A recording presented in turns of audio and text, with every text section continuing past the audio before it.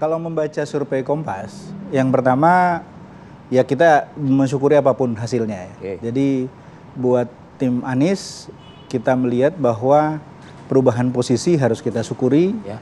angka yang sudah dicapai pun sudah harus kita syukuri. Oke. Yang kedua belum ada tanda-tanda ada putaran kedua gitu ya. Ya. Itu yang pertama. Yang kedua. Ya. Yang ketiga dari laporan Kompas sendiri itu kita bisa baca bahwa mayoritas kelompok ini itu adalah pendukung Jokowi di pemilu yang lalu. Ya, ya. Gitu.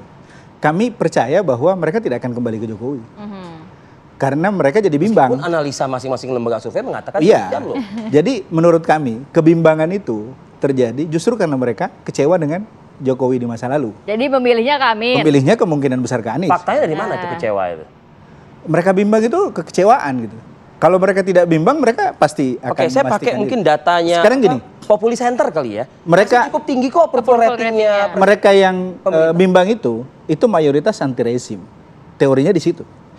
Mayoritas anti rezim dan mereka justru adalah kelompok yang kecewa.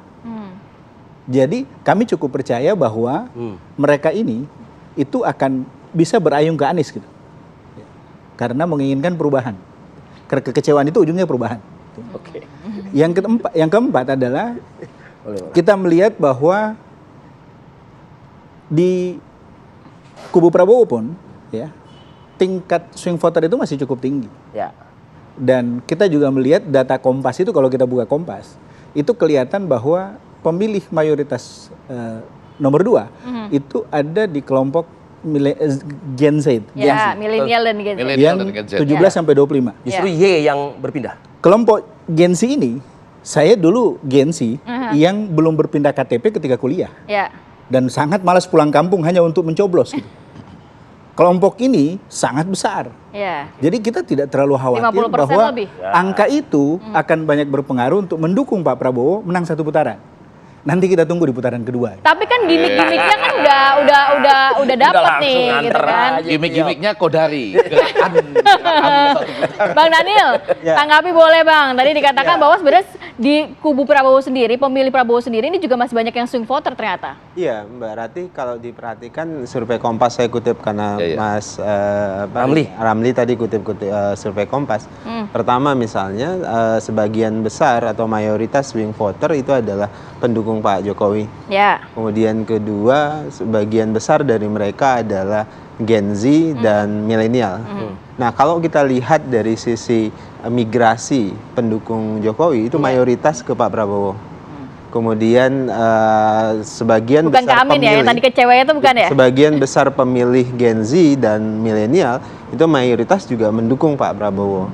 Nah, dari sisi itu kita yakin swing voters ini akan semakin kuat menentukan pilihan ke Pak Prabowo. Kenapa begitu? Karena kalau kita lihat survei, tingkat kepuasan terhadap kinerja Pak Jokowi itu masih 80%-an. Ya.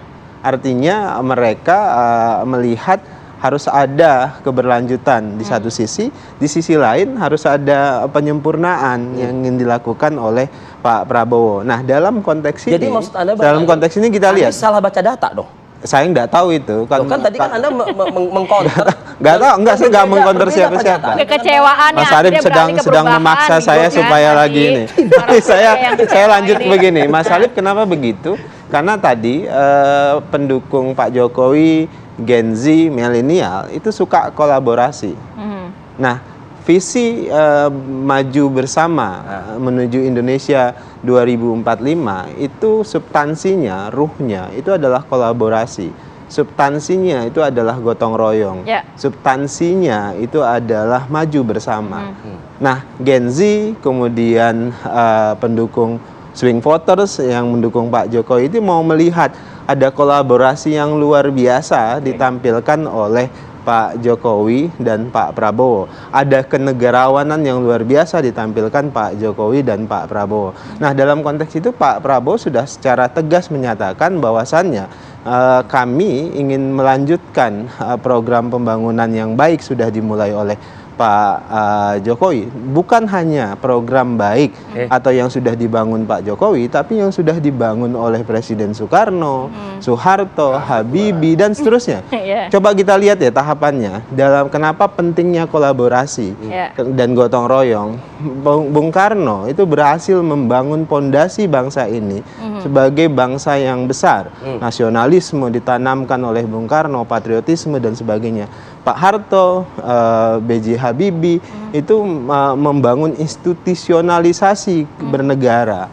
Kemudian kita lanjut ke Megawati, Gus Dur, Megawati membangun institusi demokrasi, konstitusi.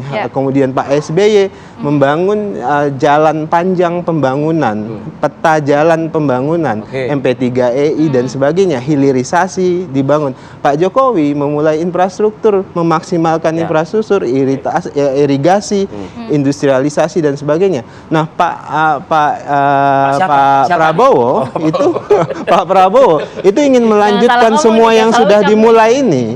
Sudah dimulai ini, Anda ingin melanjutkan. Beliau ingin fokus ini mau dirubah gitu. Bukan. Beliau ingin melanjutkan apa yang sudah dilakukan para presiden ini melalui pembangunan sumber daya manusia. Itulah kenapa program-program kesehatan untuk masa depan itu penting. Program makan siang gratis, program susu untuk ibu hamil itu penting. Industrialisasi dan Baik, Bang Daniel. Kenapa ini kolaborasi kasih waktunya lagi? Bukan, saya mau tutup begini. Kenapa ini semuanya penting? Karena gini, kami ada dua hal yang menarik. Bukan satu aja. Singkat saja. Yang pertama kolaborasi itu akrab sama Anies. Kolaborasi itu Kota kolaborasi itu dibangun oleh Anies. Jadi kata kolaborasi itu dibangun oleh Anies. Susu gratis, makanan gratis. Itu sudah dilaksanakan Anies. Saya jawab. Kalau gitu Dan dikampanyekan Prabowo 2019. Namanya klaim. Tapi karena itu Pak Prabowo, saya mau Anda mulai harus gini. berbeda dong ya. Singkat saja, Bang Daniel. Bukan. Kita nggak Prabowo mau melanjutkan membangun- programnya Anies di Jakarta. Gitu. Nanti saya jawab. Tapi harus dulu. Saya nggak mau membangun, harusnya kami debat nggak mau. capres, cawapres. Tunggu, Ini yang Bisa kayak gini, tangan ada. Kami tidak ingin Asal membangun senyum gitu ya. rejim dan generasi yang saling mengutuk. Kita nggak mau seperti kutukan persis empu gandring. Misalnya ini Poinnya mengutuk sudah kita ini, tangkap, mengutuk Bang ini. Daniel. Yang berikutnya, misalnya Bang Daniel.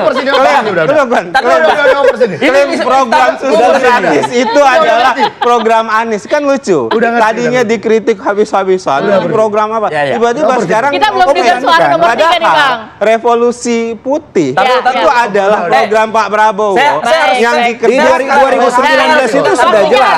Waktunya habis, Bapak. Tolong ya.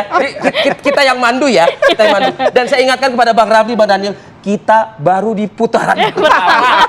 Ya, jadi kalau mau debat antara Anies dan Prabowo, tunggu putaran kedua aja. Nah, pertanyaannya, Anda di putaran kedua masuk apa enggak nih, Bang Miftah? Jadi begini, Lembaga survei mengatakan demikian, Bang. ya gini. Jadi